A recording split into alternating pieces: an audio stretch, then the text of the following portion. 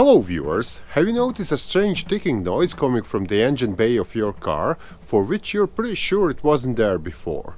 And even more, it seems to go up and down as you press or release the throttle, indicating this has to have something to do with the engine. Well, this must be alarming, and to be honest, it should be, as such sounds can quickly lead to serious and often irreversible engine damage. And because I'm pretty sure this is something you'll want to avoid, in this video we'll find out why your engine might be ticking and how to make it stop. Let's go! First things first, we need to explain there are two main types of strange noises coming from the engine, as if something's hammering inside it. One is what is generally called ticking, which indicates something's wrong with the top of the engine inside the cylinder head. The other one is knocking, which is usually more serious and often fatal for the engine, as it's most commonly caused by internal damage to its bottom end. A typical scenario here is a big end bearing failure, which generates a strong knocking sound, but usually only when the car warms up, and almost always leads to a complete engine rebuild or replacement.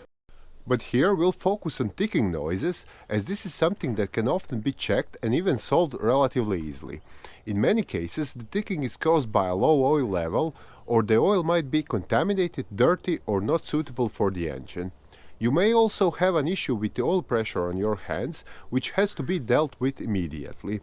Additionally, a bad hydraulic lifter, a leaking exhaust manifold gasket, or a worn engine could be the cause. So let's examine each of these possibilities in depth.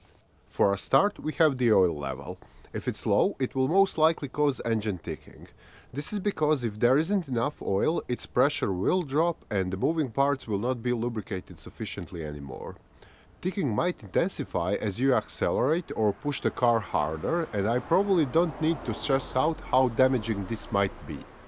The good thing is, the problem is usually solved immediately after you top off the oil, but if the oil continues to go low after adding more, there's probably a leak somewhere. It's best to repair the leak so the problem doesn't continue to get worse. Next, we have the engine oil itself and its filter, which needs to be changed on a regular basis. If you haven't done this recently, that could very well be the cause of your problem. The thing is, contaminated oil or a clogged filter may lead to a low pressure, which then results in ticking. Furthermore, it's important to use the right oil viscosity. Otherwise, the lubrication might not be sufficient, causing not only excessive noise, but increasing the wear on moving components as well. Sometimes the engine will tick only until it warms up. This is because as the temperature goes up, the oil gets thinner, making it easier to circulate around. If you aren't driving your car enough or for long enough distances, the oil may never get warm enough to thin out. The modern car doesn't require an engine to warm up before driving. Still, it's important to drive long enough and at decent speeds for the engine to work its best. As said earlier, an insufficient oil level could cause a low pressure, but that, however, isn't the only cause. This can happen as a result of some mechanical issues, such as, say, a worn oil pump or an extremely clogged oil filter. The hydraulic lifters are used to open and close the valves in the cylinder head. But over time, these lifters wear out and may no longer be able to do this properly. This then creates a clicking noise, often known as a lifter tick. On older vehicles, solid lifters are installed. This can still lead to a problem that creates ticking sound if the clearance isn't correct. Then there's the exhaust manifold with a gasket between it and the cylinder head that may fail. If this happens, an exhaust leak accompanied by a noticeable loud sound will occur. These leaks are usually most noticeable while the engine is cold, especially at lower RPMs. Apart from the gasket, another common spot where the leak may appear is the manifold itself, which may crack. And lastly, we have the engine itself, which has so many moving parts, all of which can wear down over time. As this happens, and the gaps between different components become larger, you may start hearing some odd noises that weren't there before. As you're probably guessing, these noises will get worse as time goes on, eventually resulting in a complete failure and massive repair bills. Depending on how bad the situation gets, an engine rebuild or replacement may be required. At the first sign of a ticking engine, you want to figure out what's wrong and repair it as soon as possible.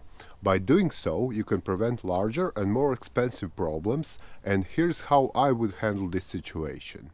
Your first step is to make sure there is enough oil in the engine. Check the oil level with the dipstick to see if more needs to be added. If you continue to add oil, you need to look for a possible leak. Otherwise, the oil could be leaking internally, such as what happens when there is a blown head gasket. If you notice the oil looks contaminated during the check, it's time to change it. Drain the oil and fill the system back up with the right viscosity. Don't forget to change the filter at the same time. Additionally, you want to take the old oil to an appropriate location for recycling.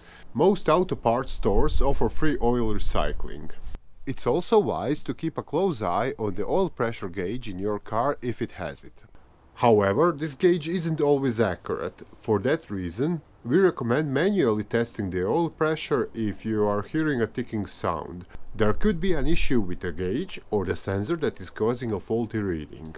The engine must reach the normal operating temperature for the oil to flow normally. If you are hearing a ticking only when you first start the engine, let it warm up completely. You may also consider changing the oil viscosity to make it flow easier. Check the owner's manual to see what viscosity you should be using, or talk to a mechanic for more help. If the engine ticking is continuous, no matter what temperature the engine is, the lifters are probably to blame. A faulty hydraulic lifter must be replaced. You could replace just one, but we often recommend replacing them all because others could fail shortly. If you have solid lifters, you may be able to adjust them. However, this is a complicated procedure and should only be done by professionals. You may be able to find an exhaust leak simply by listening to it. Start the engine while it's cold and listen for the sound from the manifold. You may also see soot stains at the source of the leak. Depending on your vehicle and the severity of the problem, you may need to take off the exhaust manifold to find the leak. Take a look for hairline cracks that would be letting exhaust through. And if you've gone through all these steps and still haven't discovered the cause of the problem, it might be time to get some professional assistance. We recommend calling a certified technician for car repairs, as these professionals have been trained. You will pay for diagnostics, which is often a flat rate. After the problem is discovered, you should be able to get a comprehensive estimate before any work is performed. So there you have it, viewers. That would be all the most common issues that might cause engine ticking, as well as how to deal with them. I hope this video was helpful, and if so, don't forget to give us a big thumbs up and share it with your friends. But if not, something else might be causing issue. So to continue troubleshooting, check out other videos here or visit our site mechanicbase.com for more detailed automotive repair guides. Bye!